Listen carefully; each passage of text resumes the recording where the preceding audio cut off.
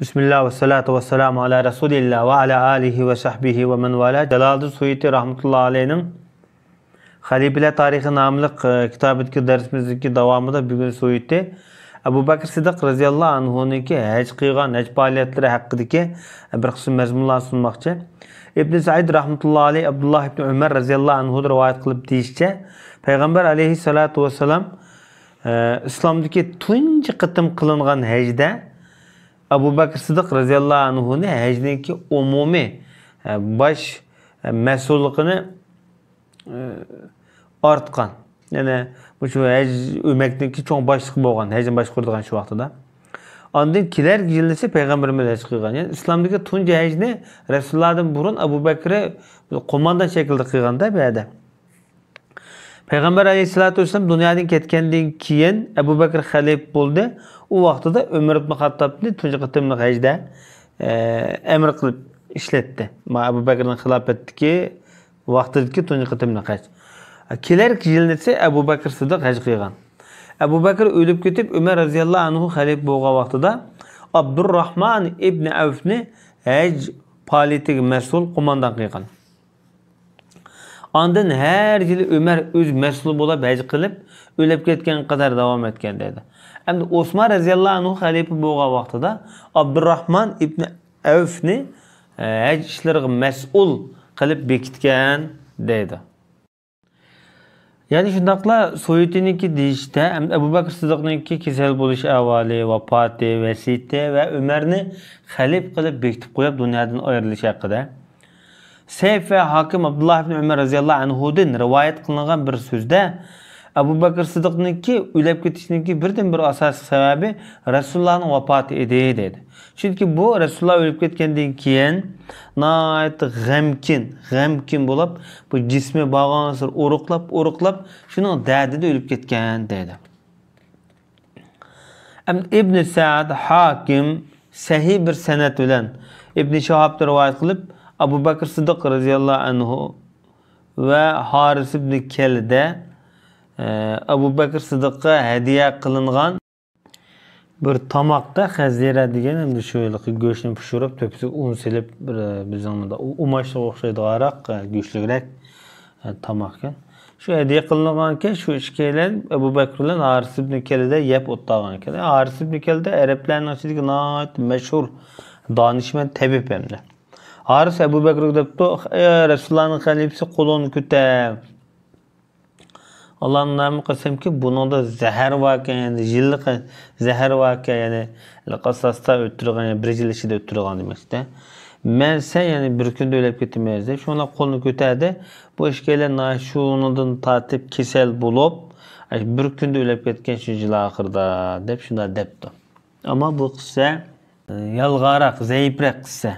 Çünkü Abu Bakr bu zahar bilan o'ldirilgan emas. Hakim Şabi'de rivayet qilinishicha, bu nachar dunyoda nima kutamiz?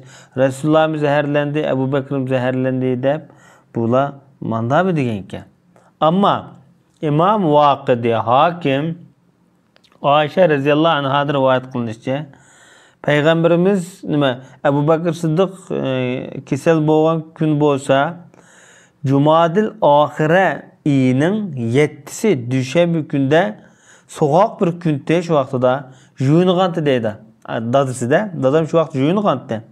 Şuna 15 gün qizitib namazı çıqanmay, seyşembi gün keçti ölüp ketken. Yani Jumadil ahirdan 8 gün qilib qolganda, demek bu o hicriye 13. yildagi vaqa. Dadamның işi şu vaqtda 63 yaşda deydi. Mana bu en muvafiq, en sahih rivayeti. Çünkü burada kızı öz ağzıyla rivayet kılıyordu mani. Abu Bakr Siddiq radıyallahu anhu'nun Ömer radıyallahu anhu'nun xalif namazatığı bekitib dunyodan ketish haqida. İbn Sa'd, İbn Abid Dunya, Abi Sefer degan kishilar rivayet qilib berdi. Bular, yani bir qism sahabalar Abu Bakr'ninki şu ahirki kesel mezgillarda kirib, ey Rasulullah'ның xalifasi, biz doktor chaqiraylik, sizga bir ahvolini qarab baqsin degan vaqtda qaylab bo'ldi menga. Sana nima dedi desa, inni fa'alun lima urid. Men xohlig'imni qilma dedi. Yani bu Allah qartilgan javob. İmam Vaqidi bir neçe tarafdan rivoyat qilib, Abu Bakrning kesili eg'irlashgan vaqtida Abdurrahman ibn Avfni chaqirib mundaq debdi. Umar ibn Xattob haqida qanday fikring bor, menga bir gap qilgin debdi. Degandan sen her qanday bir ishni so'raydi ekansan, lekin sen bu ishni mendimi yaxshi bilish emasmi degandan Abu Bakr debdi, mundaqda debdi. Undaq qanday qilamiz, qilamdiq, qilmamdiq degandek. Abdurrahman debdi, vallahi afzal u fikring ichida eng to'g'ri qarash. Umarning xalifa nomzodiga bekitilishi bu to'g'ri qarash deb buni yoqlagan. Ondan Osmonni chaqiribdi ayrim. Umar to'g'riliq menga gap qo'ygan degandan Umar sen yaxshi bilsa debdi. Degandan ashning qarta debdi, ya'ni xalifalik qarta deganda Allohumma ilmi bihi mening bilishimcha Osmon dedi. Onun içi teşidin yaxşı. Onun kalbi teşidin mi yaxşı, teşi mi yaxşı, lekin içi texi mi yaxşı demekdir. Bizde onun o'xshash bir adam tepilmez deb mandaq javob bergan ekan. Şuna bilan Abu Bakr radhiyallahu anhu Abdurrahman ibn Avf, Osman ibn Affan ve ondan başka Said ibn Zeyd, Usayd ibn Huzayr ve onlardan başka muhacir ensarlarniki bir peşvalarını yığıp, ularda ayrım məsləhətləşkəndən keyin Usayd ibn Huzayr şundaq degan ekan. Senden keyinki eng yaxshi adam deb bilmə deb javob bergan ekan-da. Bu çünki bir memnunluq, razılıq nisbən razı bo'ladigan, ya'ni yaxshiga yaxshi, yomonga yomon mandaq muomala qiladigan degan maqsadida bu gap. Hem shundaqla o'ziniki oshkora ishlardan maxfiy ishlar texim yaxshi. Yani işçi teşhidi mi yaxşı demektir bayatın dedik. Bu işe onun küçük birisi uygulanmaydı dep Ömer ibn Xattob radhiyallahu anhu qarta bulaniki bahası muşu derecede bo'lganda. Endi Abu Bakr radhiyallahu anhu'niki vasiyati shundaqla endi tunji qitim bu yerda endi Ömer radhiyallahu anhu'ni xalif nomzodiga vali ahdi qilyotdi bu yerda. Bir qism sahabalar kirib Abu Bakr Siddiqqa debdi-da, Xudoyimga nima deysa, agar sendan so'rab qolsa, bu Umar nima ish xalif qilib qo'yding, nima deysa, bu qo'pol emasmi debdi Umar roziyallohu anhu. Degandan keyin Abu Bakr Siddiq debdiki, sen meni Alloh bilan qo'rqityapsan. Xudoga deyma. Men ishonch, men imoniy ishonch men. Sening eng yaxshi bandangni xalif qilib qo'ydim. Mening ma degan gapimni shularga yetkazib qo'ygin deyman deb shunaq debdi. Onda Osman roziyallohu anhu chaqirib, tuvandek Qur'onni yozgin degandan keyin Bismillahirrohmanirrohim. Ma vasiyati Abu Bakr Siddiqning vasiyati.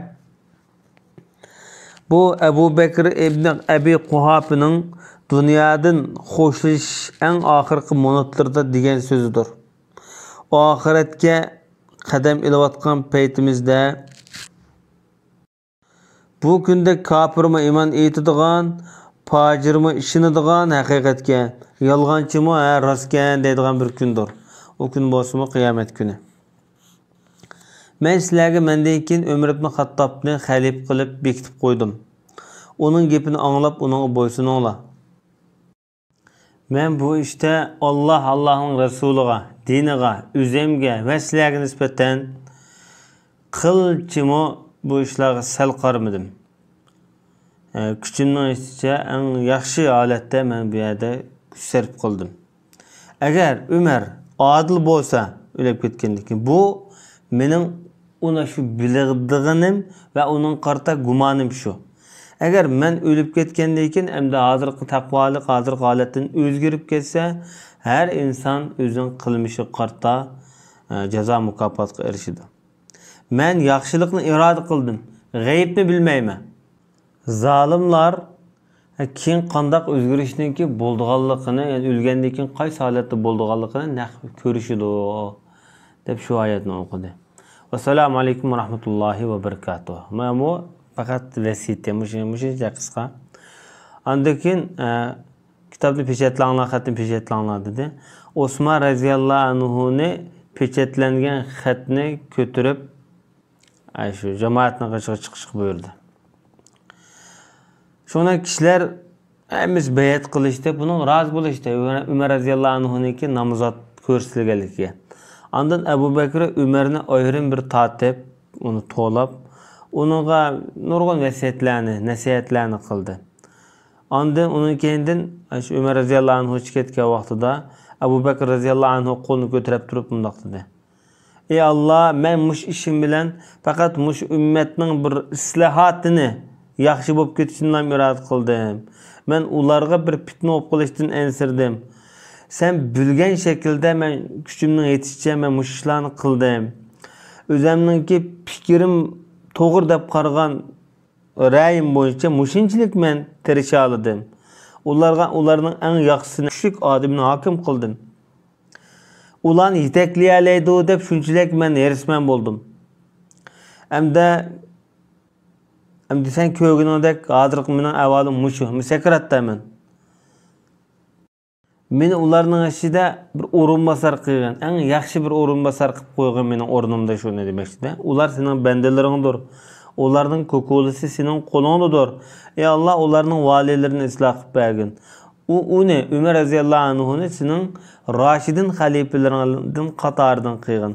Uning puhralarini uningga yaxshi qilib bergin deb mush duoni o'qib Allohga iltijo qildi. Hamda İbn Sa'd Hakim İbn Mesud'da rivayet qilinishicha, kishilarning eng donishmani 3 tur. Abu Bakr Umarni xalif qilib qo'ygan vaqtidagi mana holatda. Hamda Musa alayhisolatu vasallamniki sahibi ayoli, chunki bu ayol ayni vaqtida dada uni bir madka qilib ishlatgan deb shuna degan. Lekin bu qizolni olganda hamda Aziz Misrniki podshosi Yusuf alayhissalomniki shu umumiy farosatligini his qila olgan, sezalgan. Shu ayoliga uniki yotgan joylarini, uniki o'rinlarini yaxshi baland qilib turinglar deb shunaq degan. O vaqtda Yusuf alayhissalom qul hamda shu qulluq holatida bo'lsa-mu bir xil najib, bir xil ruhining go'zal, kuchli ekanligini his qila olgan, bilalganda İbn Asakir Sayyar Abi Hamza degan kishidan so'z qilib, Abu Bakr Siddiqninki kishli ig'irlashgan vaqtida kishilarga shunda tunukdan qarab bundoq dedi. Ey xaloyiq, men sizlarga bir vali ahdi bekitdim, uning rozi bo'lamsizlar degan vaqtida kishilarning hammasi ey Rasulullohning xalifasi biz rozi debdi degan. Ali radhiyallohu anhu bu yerda Umar ulab qolsa rozi bo'lamiz, bo'lmaz rozi bo'lmaymiz degan ekan. Ha, shundoq u Umar degan ekan.